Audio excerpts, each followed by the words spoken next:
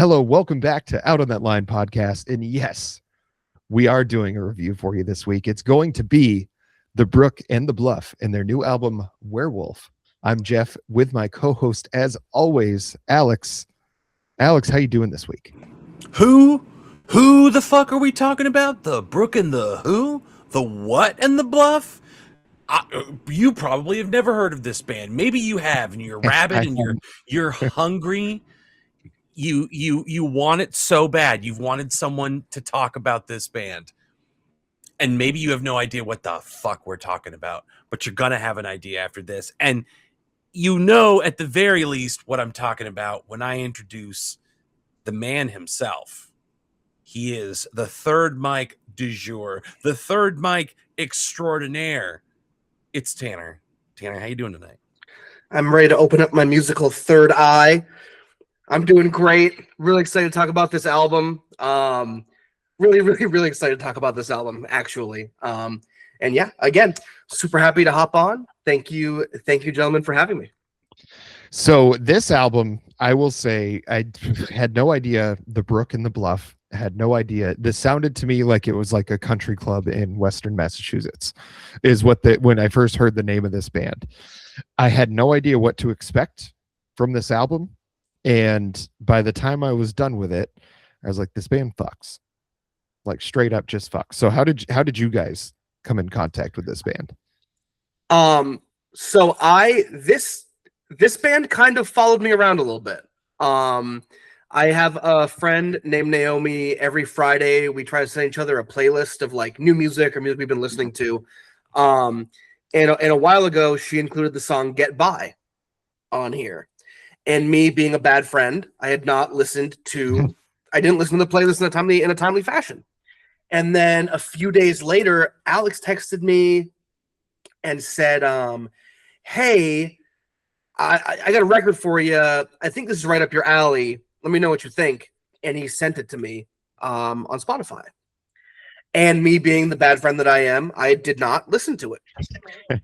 And then a couple of days later, I went to friend of the pod, Brandon's house. His wife and daughter were out of town.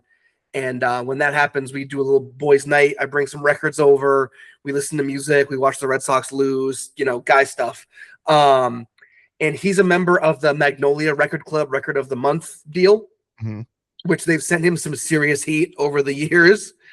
And so I'm like, yeah, I brought these. And he's like, cool. I got a new one from Magnolia if you want to check it out. I don't really know what it is. And he pulled it out and held it up. And it was Brook and the Bluff, Werewolf. And I was like, okay, we need to do that right now. Like, this record is absolutely following me around. We need to listen to it. And yeah, I don't want to speak to the content of the album yet, but that is my story with the album. And as far as I go, it was just Spotify spit it out, and I said, well, that's some interesting looking album artwork, and the name is interesting, the Brook and the Bluff. I'll listen to the first song. And then it just, Werewolf kicks in and starts chugging along, and I was like, oh, interesting. Then we snap into that chorus, and I'm like, I hear these like little subtle backing vocals and little subtle, like very simple harmonies, but it's very guitar forward rock and roll. And as it continued to like develop as a song, and then as the deeper I got into the album as a whole, I'm like, there's so much going on. Like they can absolutely rock. You get a song like Super Bowl Sunday. That song rocks. You get something that's a little swampier with Werewolf. You get something that's a little more like Tom Petty, Traveling Wilburys with Get By. You hear all these like very, very different rock influences in it. And then as a key piece of trivia, if you go back and listen to everything they did before this album, it is nothing like this. It is completely fucking different. Like, it is very, very jarring.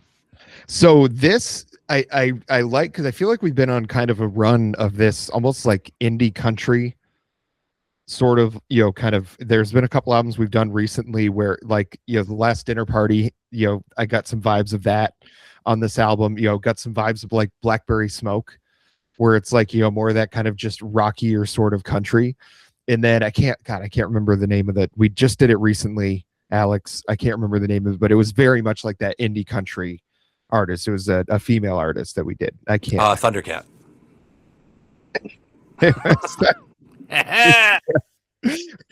I'll have to look that up. Maybe we can put a little graphic up of what that is so people can go check it out. But it's a huge variety packed into 30 minutes on this album. Like, that's what I really liked about it. You know, we just talked about the Noah Kahan album. This was two extremes.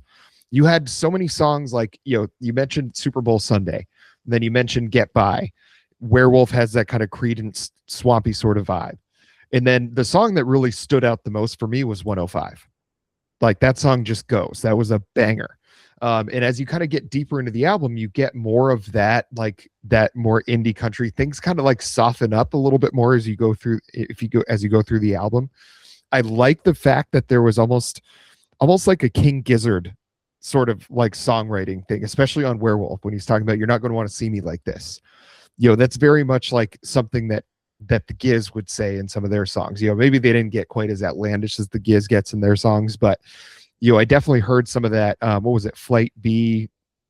B741, yeah. Like that album, I heard a lot of in this album. It had all the like the polish of, you know, an Always album, but it had that like grit to it too, that like swampier feel. You know, that the album cover really gives you a good idea of kind of what you're going to be getting into with that.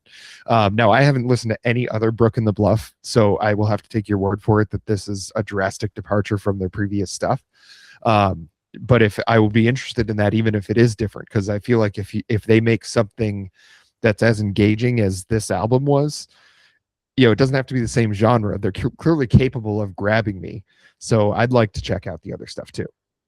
Also, real quick, Tanner, before I let you get the next word in, I just wanted to say, because this is killing me, I mixed up Get By and Can't Figure It Out. When I was like, Tom Petty, Roy Orbison, it's Can't Figure It Out. Get By is nothing like Tom Petty. Anyway, as you were. Get By, for me, has always sounded like a Parcels song. Parcels meets Southern rock. It's the guitar layering. It's the vocal layering. It's like... This record, when you listen to it for the first time, it pulls you in like every different direction. Every song is like a different influence, a different sound. Are we rocking? Are we rocking fast? Are we slow rocking? Are there no guitars? Is it just a Wurlitzer? Is it an acoustic song? Like, Jeff, you mentioned 105. That song is like barely holding onto the rails. Mm-hmm. It's like we used to talk about this stuff when we played in Hot D, man. Like, just riding the rails and getting as close as you can without going off the rails. And we usually did. Get By, absolute perfection of layering. Can't Figure It Out, I think, is my favorite song on the record. And it's not like, you know, it's like a super rocker or anything. The chorus is very short lyrically, and I just like think it's perfect. Don't come looking for me. I don't want to be found. I've been running on empty, floating around and around. What you wanted from me, I can't give to you now. Tried to fix myself, but can't figure it out. And I love the term running on empty. Immediate callback to Jackson Browne. Anytime you hear that term, it just brings you right back to that. And yeah, I mean, we talked about the Noah Kahan and kind of the melancholy and the sadness that he kind of sings from. This is that same kind of thing, just sung very, very differently. Like, don't come, like don't come looking for me. I don't want to be found. Like, it's like getting in a fight with somebody, and like you go to your space and to like process and everything, and they come in and they're like, "Hey, is everything okay?" And it's like, "No, it's not. Don't come look." Like, when I get my shit sorted, I'll come back. Don't come looking for me, though. And that's a very Nashville Southern rock thing, too. They get really, really close in a couple of songs to Blackberry Smoke territory, which is always something very, very welcome, especially in our group Werewolf, of friends. especially. Yes. And even like touching on Avis, like Baby Blue, where they take it way down, they strip it way back. It's a nice little Wurlitzer. The Yes, vocals dude. take over, the vocal arrangements take over. Mhm. And we talked about the Noah album and how long it is, and maybe it suffers from being too long. And this is your polar opposite. I wish this album was double in length. I wish they had double the song, like more, please, please, please. Also, why isn't this more popular right now? Why aren't more people talking about this band? This is some of the best music I've heard in a very, very, very long time. Dude, they don't even have a Wikipedia. It's pretty nuts. Like, it's so like finding information on these guys and like any behind the scenes tidbits on this album was tough. They were hard to come by. What I was able to gather is that the big shift in their sound was motivated by wanting to capture the energy of their live shows. They really wanted their studio material and the direction of the songwriting to reflect the energy of like what they do best in a live performance. And part of that charm that I think like steering into that direction is recording this live. You can you can always tell when something was recorded live. Mhm. It's all this kind of music, these kind of songs, all the better for it. It really, really shines through in the most like infectious, pleasing way. And I think mission accomplished with if you want to steer into songs that at the lot like Super Bowl Sunday at a live show of theirs with everybody hitting that, do you want to throw it all away? Like at the same time, like it was Super Bowl Sunday. Like everyone's hitting it, jumping up and down, going nuts. You 100% get that from that song. You can get something like Baby Blue remains like very intimate and engaging. I think the instinct to try to bring the stage energy into the studio was brilliant for these guys because clearly there's a lot of talent. Nothing that came before this album is like bad. It's not as good as this. This is like, fuck. You found, stop drilling, you've hit oil. It's so very, very good. And I think there is, there's always people that are gonna, that people would refer to this kind of style of rock and roll as like easy pickings. It's like there's a lot of artists that have done it. I also heard like Rolling Stones all over this, like especially when they started getting more of that like country tinge to it. I heard Rolling Stones was exactly what I heard from this.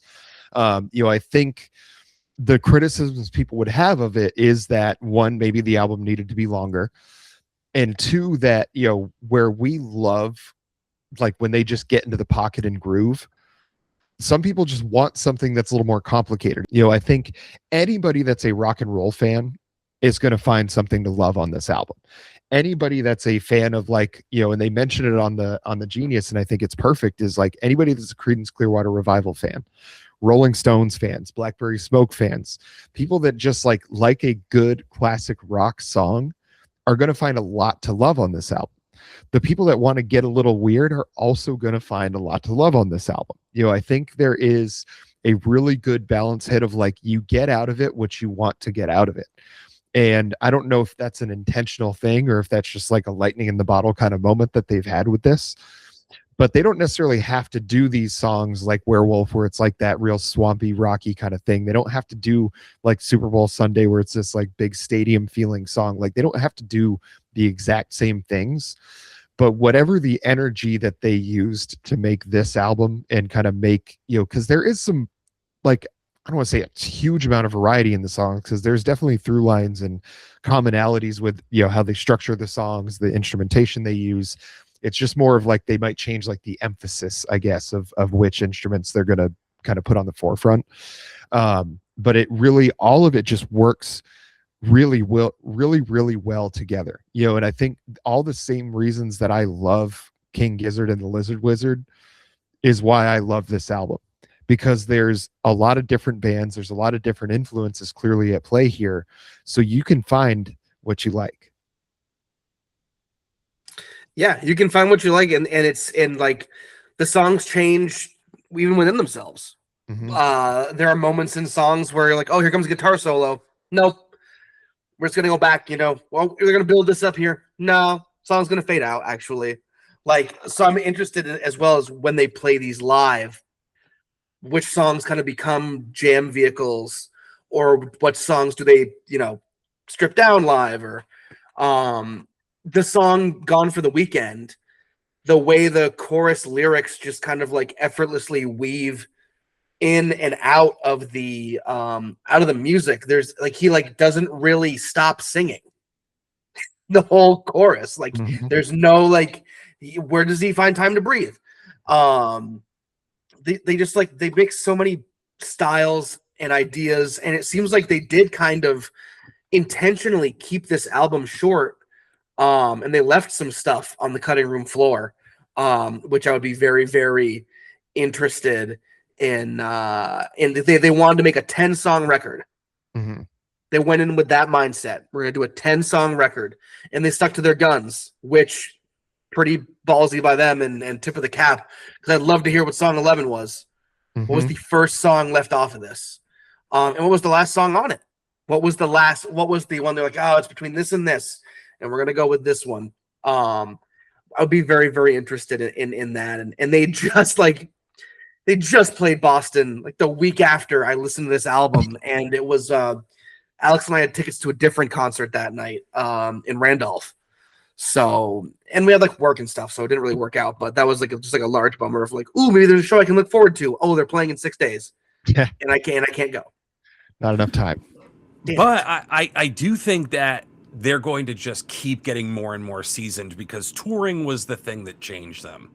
Like, I think that's when they locked in on. I didn't see anything where like, we disavow our former music. Yeah, but I think they realized like, we have so much more in the tank, and the experience of playing like, man, they had to have sensed some kind of disconnect between the music they were making and the experience of playing live, and kind of by loosening up on the arrangements and getting like punchier and groovier and more guitar driven and like embracing the rock DNA, they made this seamless pivot to the new sound, to the point where like you'd be forgiven for thinking it's not even the same band. Like Black Country New Road, when good old what's his face left, their sound changed, but they remained like identifiably Black Country New Road. This is just like a radical you don't see this a lot, and you don't see it successfully. Like when you do see it, where it's like, Bob Dylan went electric and everybody lost their fucking mind, shit their pants. Not well received, but like maybe they have the benefit of not being super duper well known, because they could make this total paradigm shift. People are 50-50 on Arctic Monkeys and the like move into the loungy. People are not 50-50 on that, Alex. Do not. This pod is 50-50 when Tanner's not here. Yeah, do not try to. And when I am here, it's 66-33. Ugh, those albums terrible. Oh my god. Tranquility Base Hotel Casino is fucking amazing. Tranquility Base rocks. The car, we agree. This is the Office meme with Pam. It's the same picture. No, well, yeah, but because Tranquility is the first one, it's better. Yeah, it said what needed to be said. But that's the thing, is like, you can have a very, very, very controversial change in your sound, or like foray into a new genre, but this was done seamlessly under the cover of darkness, and it just makes you want to like keep going in this direction. It's like you said when you put it that way, Tanner. What was the last thing on? There's a lot of maturity in the idea of killing your darlings. It's something that Zach Bryan and Noah Kahan don't necessarily seem to be able to do. There's a maturity in sticking to your guns and saying like, trim the fat, keep it tight. You can save it for a rainy day. I'd love to hear what those songs were, and maybe we will on the next thing, and hopefully we don't have to wait too long for it, because again, this was a total every now and then the Spotify stumble, the blind gambit, it pays off. So there's some more info about this album. They performed on the YouTube channel Lightning 100, and they played Baby Blue and Can't Figure It Out. Looks pretty stripped down from what I'm seeing. And they did like a little interview. It's like a 20-minute YouTube video. But in that interview, they talk about the process It's the first time where we wrote a full batch of new songs. With the other 3 albums, we had some songs that had been laying around since like 2015 or something like that. We would pick up and dust off and put on. For this one, we had this idea to go back and do the thing where we're having band practice at 11 a.m. every morning, just like we did back in Birmingham when we were living there, and just kind of work on these songs and workshop them. The only goal was, quote, is this going to be one of the most fun songs for us to play live? And that was kind of our header going into the whole process. So as we were writing, those songs kept clearing that boundary, and we just kept going in and having fun. That's fucking perfect. That's awesome. That's fucking perfect. Yeah. I can't imagine being in like a band. You've released 3 albums. You tour a decent amount, it would appear. You know, you make enough money touring and everything. I'm not saying it's like an easy career, an easy job, but like you make enough money to support yourself. And you go, you know what? What I would love to do is to just stop the world. I want to get off. I want to get back to our roots. I want to get back to when we were writing songs when we were kids. And I want to, every day at 11 a.m., we're going to get together. We're going to run these songs, and there's no wrong answers. We're going to try everything. We're going to throw everything at the wall and see what sticks. And the stuff that sticks, we're going to keep tinkering until, and again, the bottom line, having fun. We're going to keep having fun. This is a fun album. This is an album that puts a smile on your face the whole time. The ballady songs on here aren't like very sad, really, even. No. In terms of like musically and right, like this is a windows down, summertime driving album. Mm-hmm. Windows down, volume up, maybe an ice cold Celsius, freshly cracked in the morning. Tropical vibes only, baby. And you go. Is that the one with the coconut? No, that's playa vibes. We don't fuck with playa vibes. No playa, no coconut. No. Tropical is the pineapple one. Okay. Well, gentlemen, are there any other particular moments on this album that you wanted to make sure you shouted out before we got to just putting some numbies on it?